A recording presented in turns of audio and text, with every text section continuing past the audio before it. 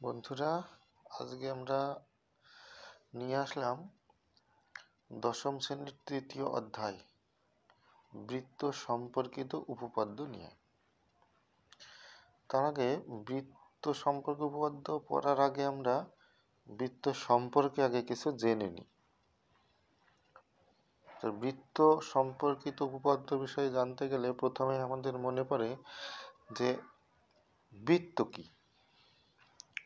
তাহলে আমরা সেই বৃত্ত নিয়েই আগে আলোচনা করি। দেখো এই যে খাতা পৃষ্ঠা একটা তল, এটা জানো, এটা সবাই সমতল। তাহলে একটা সমতলে অবস্থিত অসংখ্য বিন্দু, আমি একটা বৃত্তটা আঁকি। এই যে একটা বক্ররেখা, এই বক্ররেখা কিন্তু অসংখ্য বিন্দুর সমষ্টি। অসংখ্য বিন্দুর সমষ্টি, যে কোনো রেখায় অসংখ্য বিন্দুর সমষ্টি যারা একই সমতলে আছে। তাহলে এই বিন্দুগুলো দিয়ে এই বক্ররেখা গঠিত হলেও এদের একটা সাধারণ বৈশিষ্ট্য আছে। সেটা কি, প্রত্যেকটা বিন্দুই কিন্তু বৃত্তের এই একই সমতলে অবস্থিত একটি নির্দিষ্ট বিন্দু থেকে সমদূরবর্তী। অর্থাৎ প্রত্যেকটা বিন্দু থেকেই কেন্দ্র যে নির্দিষ্ট বিন্দু থেকে এই বিন্দুগুলোর দূরত্ব নির্ণয় করছি, এই নির্দিষ্ট বিন্দুটাকে বলছি কেন্দ্র। অর্থাৎ বৃত্ত হলো একটি সমতল, এই খাতার পৃষ্ঠা সমতল, একটি সমতলে অবস্থিত অসংখ্য বিন্দুর সমষ্টি, এটা বৃত্ত। যে বিন্দুগুলি প্রত্যেকে ওই সমতলে অবস্থিত একটি নির্দিষ্ট বিন্দু থেকে সমদূরবর্তী, তাকেই বৃত্ত বলে। এখন বৃত্তের বিভিন্ন অংশগুলো আছে। তাহলে একটা বৃত্ত, এই বিন্দু থেকে এই বিন্দুগুলি সমদূরবর্তী, তাহলে এই বিন্দুটাকে বলছি কেন্দ্র। এইবার বৃত্তের একটা বিন্দু থেকে আমি যদি একটা বিন্দু থেকে আরেকটা বিন্দু পর্যন্ত দাগ টানি, এরকম অসংখ্য রেখা পাবো, তাই না? এরকম অসংখ্য রেখা পাবো। তাহলে দেখো এখানে 1 2 3 4 চারখানা রেখা টেনেছি। এই প্রত্যেকটা রেখাকে বলা হয় বৃত্তের জ্যা। অর্থাৎ বৃত্তের উপর অবস্থিত যে কোনো দুটি বিন্দুর সংযোগকারী রেখাকে জ্যা বলে। ধরো এ একটা বিন্দু, আর একটা বৃত্তের উপরে আর একটা বিন্দু বি নিলাম, এ বি রেখা যোগ করলাম, তাহলে এ বি এই রেখাটাকে জ্যা বলবো। তেমনি এই সিডি রেখা একটা জ্যা, ই এফ এটাও একটা জ্যা, জি এইচ এটাও একটা জ্যা। এরকম আরও যদি তুমি জ্যা টানো, অসংখ্য জ্যা টানা যায়, তাহলে এদের মধ্যে কোন জ্যাটা সবচেয়ে বড়? আমরা চোখে দেখেই বুঝতে পারছি যে জি এইচ এই জ্যা সবচেয়ে বড়। তাহলে এই জ্যাটার একটা বৈশিষ্ট্য কি, দেখো এই জ্যাটা কেন্দ্র ও কেন্দ্রগামী। এই কেন্দ্রগামী জ্যাকে বৃত্তের ব্যাস বলে। এটি জ্যা যতগুলো জ্যা আছে তাদের মধ্যে সবচেয়ে বড়। বৃত্তের বৃহত্তম জ্যা হলো বৃত্তের ব্যাস। সংজ্ঞা হিসেবে এটাও বলা যায় যে বৃত্তের কেন্দ্রগামী জ্যাকে বৃত্তের ব্যাস বলে। তাহলে এই ব্যাসকে, ও বিন্দু এই ব্যাসকে দুটো অংশে ভাগ করেছে, একটা ও জি, একটা ও এইচ। ও বিন্দুটা এই জ্যায়ের ঠিক মধ্যবিন্দু। তাহলে ও জি আর ও এইচ, ওটা যেহেতু মধ্যবিন্দু, তাহলে ও জি আর ও এইচ দুটো অংশ সমান। এই এক একটা অংশকে বলা হয় ও জি, এটা হচ্ছে ব্যাসার্ধ। আর জিএইচটা কি বললাম? জিএইচটা হচ্ছে ব্যাস। এদের মধ্যে একটা সম্পর্ক আছে, ব্যাস সমান 2 গুণ ব্যাসার্ধ। দেখো এইটুকু যতটা, এটা যদি 5 সেমি হয় তাহলে এই পাশেও 5 সেমি, তাহলে টোটালটা হচ্ছে 5 দুগুণে 10 সেমি। তাহলে ব্যাস আর ব্যাসার্ধের মধ্যে একটি সম্পর্ক। তাহলে আমরা কি জানলাম? এক ব্যাসার্ধ, আচ্ছা 1 নম্বর জানলাম হচ্ছে বৃত্ত কাকে বলে, 2 নম্বর ব্যাসার্ধ, 3 নম্বর ব্যাস, আর একটা জানলাম হচ্ছে বৃত্তের জ্যা। এবার জ্যা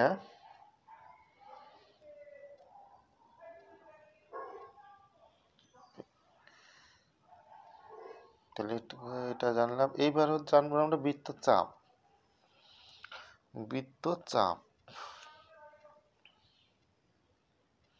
ধরো জি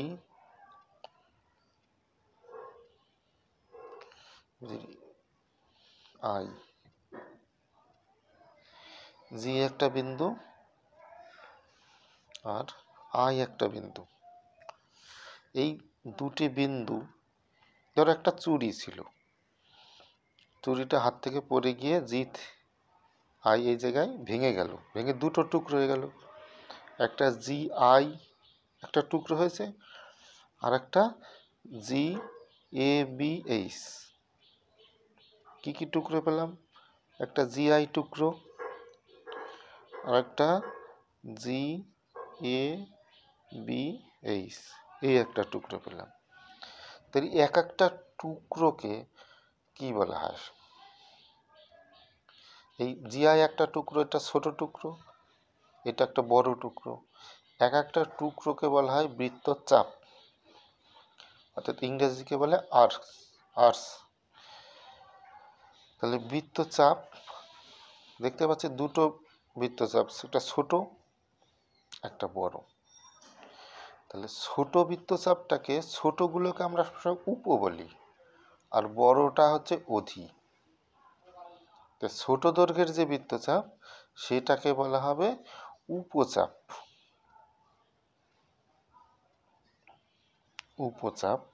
আর বড় যে বৃত্ত আছে সেটাকে বলা হয় অংশ, সেটা বড় অংশটাকে বলা হয় অধিচাপ।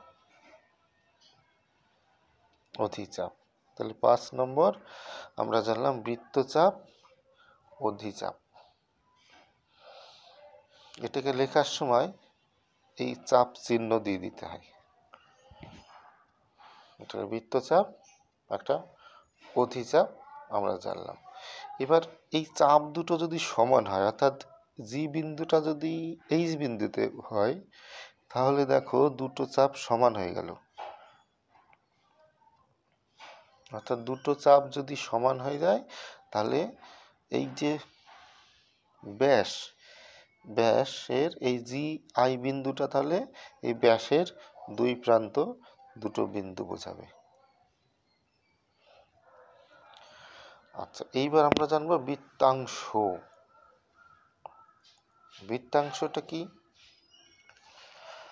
আমি আর একটা বৃত্ত আঁকছি।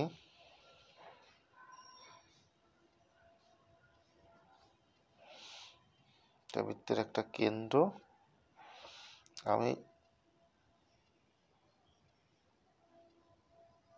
বোঝানোর জন্য এখানে আলাদা করে করলাম। ধর এটার নাম দিয়ে দাও এবি রেখা। এখানে বৃত্ত ক্ষেত্রফল, যে বৃত্তের ক্ষেত্রফল, এই ক্ষেত্রফলকে দুটো টুকরো করা হয়েছে। এই একটা ক্ষেত্রফল আর নিচের ফাঁকা এই অংশটা একটা ক্ষেত্রফল। এই ক্ষেত্রফলের একটা অংশ হয়েছে, ক্ষেত্রফলের একটা অংশ, তাই এটাকে বলা হয় বৃত্তাংশ। তাহলে বৃত্তাকার ক্ষেত্রটির অংশ, দুটো অংশ হয়েছে, এক একটা অংশকে বলা হয় বৃত্তাংশ। তাহলে এক একটা বৃত্তাংশ তৈরি করতে গেলে কি কি, মানে একটা বৃত্তাংশ গঠিত হয়েছে কি কি নিয়ে? ধরো এটা যদি আমি পি নাম দিই, তাহলে এই বৃত্তাংশটা তৈরি হয়েছে এ বি একটা বৃত্তচাপ, আর এই এ বি একটা, এটা কি কি বলে, জ্যা, এ বি জ্যা, আর এই এ বি একটা বৃত্তচাপ। অর্থাৎ একটি জ্যা এবং একটি বৃত্তচাপ দ্বারা গঠিত বৃত্তাকার বৃত্তের অংশ, অর্থাৎ বৃত্তের ক্ষেত্রফল, ক্ষেত্রফলের একটা অংশ, সেই অংশটাকে বলছি হচ্ছে বৃত্তাংশ। তোমরা যদি সন্ধি বিচ্ছেদ করো বৃত্ত যোগ অংশ, তাহলে সেটা দিয়ে তৈরি হচ্ছে বৃত্তাংশ। তাহলে বৃত্তের অংশ অর্থাৎ বৃত্তের একটা জ্যা আর একটা বৃত্তের চাপ দ্বারা গঠিত বৃত্তের ক্ষেত্রফলের অংশকে বৃত্তাংশ বলছে। এবার এখানে যেহেতু দুটো বৃত্তাংশ তৈরি হয়েছে, দুটো, একটা ছোট একটা বড়, আর ছোট অংশটা তাহলে কি নাম হবে? ঠিক বলেছে, উপবৃত্তাংশ। আর যেটা বড় সেটা হবে অধিবৃত্তাংশ। উপবৃত্তাংশকে বলা হয় মাইনর সেগমেন্ট, এটা মাইনর, আর অধি হচ্ছে মেজর সেগমেন্ট। অংশটা হচ্ছে মেজর সেগমেন্ট, এটা মাইনর সেগমেন্ট।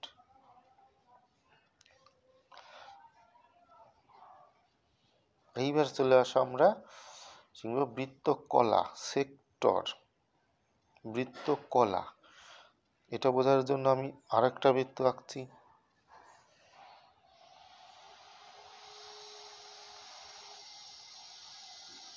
এবার বলবো কি বৃত্তকলা,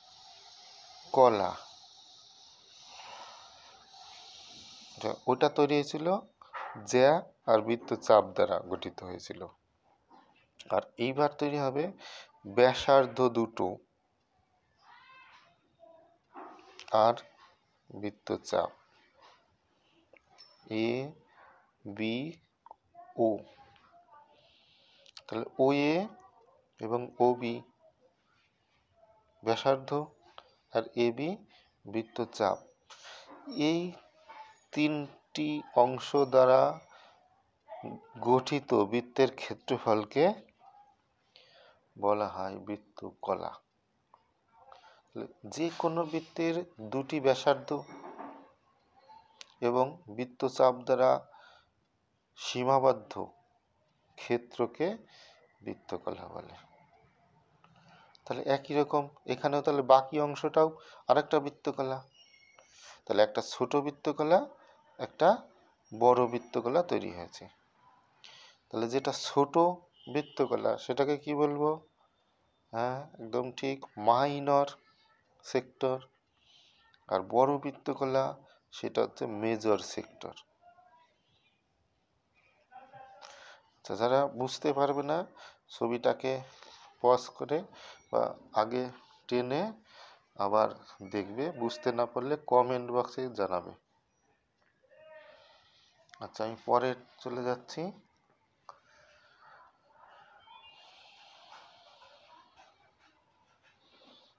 এক কেন্দ্রীয় বৃত্ত, এক কেন্দ্রীয় বৃত্ত নামের মধ্যেই বুঝতে পারছো। এক কেন্দ্রীয় বৃত্ত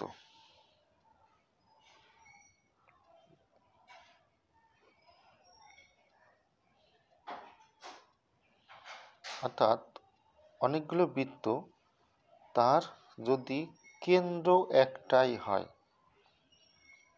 কেমন একটা কেন্দ্র, এখানে কম্পাস বসিয়ে একটা বৃত্ত আঁকলে, তাহলে এই বৃত্তের কেন্দ্র এটা। কম্পাসটাকে আর একটু বড় করে এরই চারপাশ দিয়ে আর একটা বৃত্ত আঁকলে, তাহলে এই দুটো বৃত্তেরই কেন্দ্র কিন্তু এই একটাই। আরেকটু বেশি ব্যাসার্ধ নিয়ে আর একটা বৃত্ত আঁকলে, তাহলে এইরকম যদি তুমি অনেকগুলো বৃত্ত আঁকো, সবগুলোরই বৃত্তই কিন্তু একটাই কেন্দ্র। তাহলে সংজ্ঞা হিসাবে, এটাই সংজ্ঞা হিসেবে বলা যায় এক কেন্দ্রীয় বৃত্তের, যে অনেকগুলো বৃত্তের যদি কেন্দ্র একটাই হয় তাহলে এই বৃত্তগুলোকে বলা হবে এক কেন্দ্রীয় বৃত্ত। তাহলে কি এক কেন্দ্রীয় বৃত্তের বৃত্ত একটা, কিন্তু ব্যাসার্ধ কিন্তু এক নয়, সমান নয়। এটার ব্যাসার্ধ, এটার ব্যাসার্ধ, প্রত্যেকটার ব্যাসার্ধ আলাদা। কেন্দ্র এক হলেও ব্যাসার্ধের মান কিন্তু আলাদা আলাদা। এক কেন্দ্রীয় বৃত্ত বুঝতে পারলে? এইবার আমরা চলে যাব সর্বসমবৃত্ত। 7 নম্বরে সর্বসমবৃত্ত।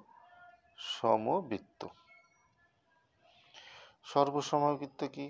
তুমি ধরো একটা নির্দিষ্ট মাপের ব্যাসার্ধ নিলে কম্পাসে, সে একটা বৃত্ত অঙ্কন করলে, তার পাশে একই মাপেরই একই ব্যাসার্ধে নিয়ে আর একটা বৃত্ত অঙ্কন করলে, সেই একই মাপেরই এরকম যদি যতগুলোই বৃত্ত অঙ্কন করো না কেন, এদের এই ব্যাসার্ধের মান কিন্তু সমান। ব্যাসার্ধের মান সমান, কিন্তু কেন্দ্রটা আলাদা। এদের প্রত্যেকটারই ক্ষেত্রফলও সমান হবে, যেহেতু ব্যাসার্ধ সমান তাই তাদের ক্ষেত্রফলও সমান হবে। তাহলে এই বৃত্তগুলোকে, এই তিনটে বৃত্তকে বলা হবে সর্বসমবৃত্ত, ইকুয়াল সার্কেলস। তো বন্ধুরা, আজকে এই বৃত্ত সম্পর্কে জানলাম।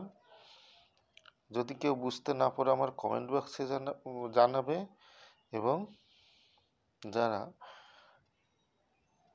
আমার ভিডিওটি যদি ভালো লাগে তাহলে যারা এখনও সাবস্ক্রাইব করনি আমার চ্যানেল, সেটি করবে। আর যারা অলরেডি সাবস্ক্রাইব করেছো তাদের অসংখ্য অসংখ্য ধন্যবাদ। আজকের মতো এই পর্যন্তই। পরের দিনে আমি এই চ্যাপ্টারের উপপাদ্য নিয়ে উপস্থিত হব, তাই সবাই সাবস্ক্রাইব করবে এবং বেল আইকনটি অল করে রাখবে, যাতে পোস্ট করার সঙ্গে সঙ্গে তোমাদের কাছে পৌঁছে যায়। সবাইকে অসংখ্য অসংখ্য ধন্যবাদ।